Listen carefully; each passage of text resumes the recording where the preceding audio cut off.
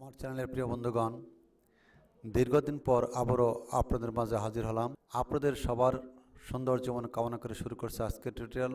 Graphics ডিজাইনের জগতে সবচেয়ে রাজকীয় সফটওয়্যার হচ্ছে অ্যাডোবি ইলাস্ট্রেটর। অ্যাডোবি ইলাস্ট্রেটর কীভাবে ওপেন করতে হয় তাই নিয়ে থাকছে আজকের টিউটোরিয়ালে। আজকের টিউটোরিয়ালটি যদি ভালো লাগে তাহলে অবশ্যই সাবস্ক্রাইব করবেন, লাইক দেবেন, কমেন্ট করে জানাবেন এবং শেয়ার করবেন। আর নতুন যে কোনো টিউটোরিয়ালের সবার আগে নোটিফিকেশন পাওয়ার জন্য পাশে থাকা বেল আইকনটি বাজিয়ে দেবেন। প্রথমে অ্যাডোবি ইলাস্ট্রেটর সিসি সফটওয়্যারটি ওপেন করি,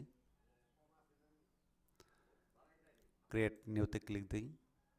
প্রিয় ভিউয়ার্স, আজকের এই টিউটোরিয়ালটি মূলত বিগিনার্সদের জন্য, কাজেই এখানে বেশি কোনো কথা বলবো না। তবে এখানে যে ডিফল্ট আর্টবোর্ডগুলি রয়েছে, আপনারা যে কোনো আর্টবোর্ড নিয়ে কাজ করতে পারবেন। এটি হচ্ছে আর্টবোর্ড প্যানেল। এই বক্সে আর্টবোর্ডের পাশের পরিমাপ দেওয়া হয় এবং এই বক্সে আর্টবোর্ডের উচ্চতার পরিমাপ দেওয়া হয় এবং এই পাশ এবং উচ্চতার জন্য যে ইউনিট ব্যবহার করা হয় সেই ইউনিট প্যানেল হচ্ছে এটি। এখানে অনেকগুলি ইউনিট রয়েছে, আপনারা যে কোনো ইউনিটই ব্যবহার করতে পারবেন।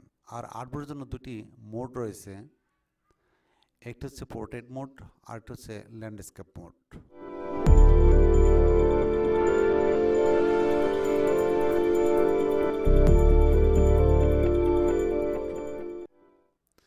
আর এটা হচ্ছে ব্লিড অপশন। ব্লিড মূলত প্রিন্টের ক্ষেত্রে ব্যবহার করা হয়, তাই আমি এখানে ব্লিড সম্পর্কে কোনো কথা বলবো না। ব্লিডের উপর আমি পরবর্তীতে একটি টিউটোরিয়াল দেবো, আপনারা সেই টিউটোরিয়ালটি দেখে ব্লিড দেওয়া শিখবেন। আর এটি হচ্ছে অ্যাডভান্স অপশন। অ্যাডভান্স অপশন রয়েছে কালার মোড এবং রাস্টার ইফেক্টস অর্থাৎ স্ক্রিন রেজুলেশন প্যানেল। তো যাই হোক প্রিয় ভিউয়ার্স, আমি একটি আর্টবোর্ড নিয়ে ডিজাইন স্ক্রিন ওপেন করি। এখানে আমি ইউনিট প্যানেল থেকে ইঞ্চি সিলেক্ট করে দিই।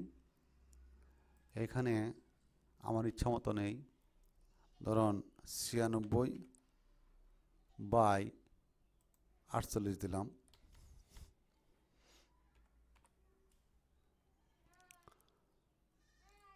প্রিয় ভিউয়ার্স, এখন এই আর্টবোর্ডটি রয়েছে ল্যান্ডস্কেপ মোডে।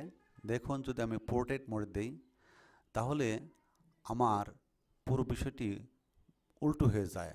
আগে ছিল এখানে 96, এখানে 48, আর এখন এখানে 96, এখানে 48। যাই হোক, আপনারা যেই মোডেই নেন কোনো অসুবিধা নেই। আমি ল্যান্ডস্কেপ মোডে নিলাম। এখন এটা হচ্ছে আর্টবোর্ড কয়টি নিব সেই অপশন। এখানে আমি একটি আর্টবোর্ড নিলে 1 দেব, যদি দুটি নেই তাহলে 2, অর্থাৎ আমি যতগুলি নিব ততগুলি আর্টবোর্ড এখানে লিখে দেব। আর কালার মোড থেকে CMYকে সিলেক্ট করে দেই এবং স্ক্রিন রেজুলেশন থেকে আমি 300 নেই। এখন ক্রিয়েট দেই। দেখুন প্রিয় ভিউয়ার্স, আমার ডিজাইন স্ক্রিন উইন্ডো ওপেন হয়ে গেল। এখানেই ডিজাইনের কাজ করা হয়। আমি এই গ্রাফিক ডিজাইনের পর ধারাবাহিকভাবে টিউটোরিয়াল দিব, আপনারা সেই টিউটোরিয়ালগুলি দেখে ধীরে ধীরে দক্ষ হয়ে উঠবেন, এই আশাবাদ ব্যক্ত করে আজকের মতো এখানেই শেষ করছি।